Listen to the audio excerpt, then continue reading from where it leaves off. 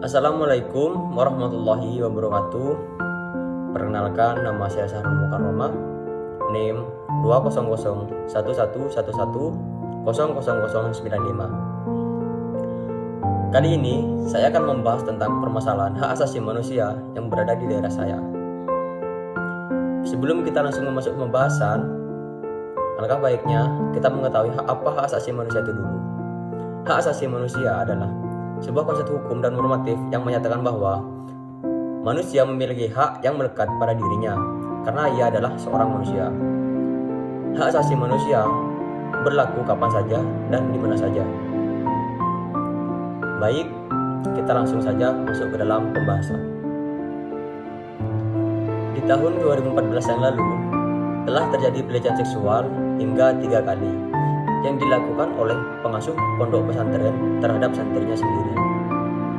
Untuk menjaga privasi, kita sebut saja si pelaku yaitu Kyai Abdul dan si korban kita sebut saja Ani.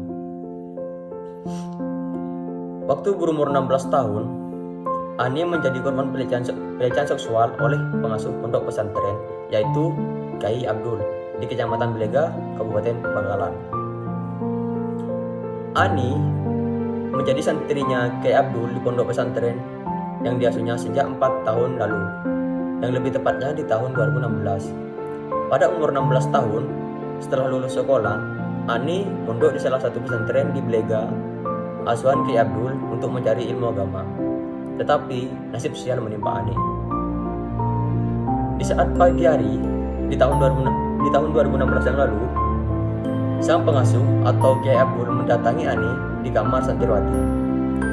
Kyai Abdul merayu Ani lalu memaksa untuk melayani nafsunya. Ani sempat menolak, tapi Kyai Abdul terus memaksa Ani untuk berbuat layaknya seorang suami istri.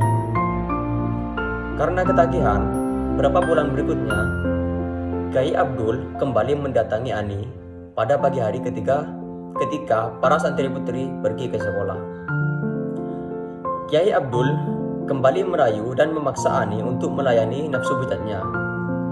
Pelecehan yang kedua ini dilakukan oleh Kyai Abdul di bulan Juni 2016 di kamar Ani sekitar pukul 7:30 atau 07.30 WIB. Dan aksi yang kedua ini membuat Ani sangat trauma. Sikap Ani menjadi pendiam dan Ani waktu itu sudah berumur 17 tahun. Tidak sampai di situ, Kyai Abdul kembali memaksa Ani untuk ketiga kalinya agar Ani melayani nafsu bejatnya. Pelecehan yang ketiga kalinya ini terjadi di bulan September 2019. Lokasi pelecehan tersebut selalu dilakukan di kamar Ani. Atas kejadian tersebut, ayah Ani melaporkan Kyai Abdul ke Kapolsek Belega pada hari Senin tanggal 7 Desember 2020. Dan atas perbuatannya, Kyai Abdul harus mempertanggungjawabkan kelakuan bejatnya karena telah melanggar hak asasi manusia.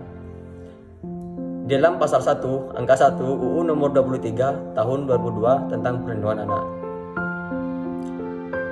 Pelaku pencabulan terhadap anak dapat dikenakan sanksi berdasarkan pasal 82 ayat 1 junto pasal 76E Undang-Undang nomor 35 tahun 2014 tentang perubahan atas Undang-Undang nomor 23 tahun 2002 tentang perlindungan anak, dengan sanksi berupa penjara paling singkat 5 tahun dan paling lama 15 tahun dan denda paling banyak 5 miliar. Dan di dalam kasus Ani ini, hak asasi manusia yang dilanggar menurut Undang-Undang Hak Asasi Manusia adalah hak untuk hidup pasal 9 Undang-Undang Hak Asasi Manusia, hak untuk mengembangkan diri pasal 12 Undang-Undang Hak Asasi Manusia, hak atas rasa aman pasal 29, 30, 33 dan 34 Undang-Undang Hak Asasi Manusia, hak anak atas perlindungan orang tua pasal 52, 53, 65 dan 66 Undang-Undang Hak Asasi Manusia. Dan menurut Undang-Undang Dasar 1945 pasal 28A, pasal 28B ayat 2, pasal 28G ayat 1 dan 2, pasal 28I ayat 1, ayat 4 dan ayat 5, pasal 28J ayat 1. Baik, sekian yang dapat saya sampaikan. Semoga bermanfaat. Kurang lebihnya saya mohon maaf. Wallahu muwaffiq ila aqwamit thoriq. Wassalamualaikum warahmatullahi wabarakatuh.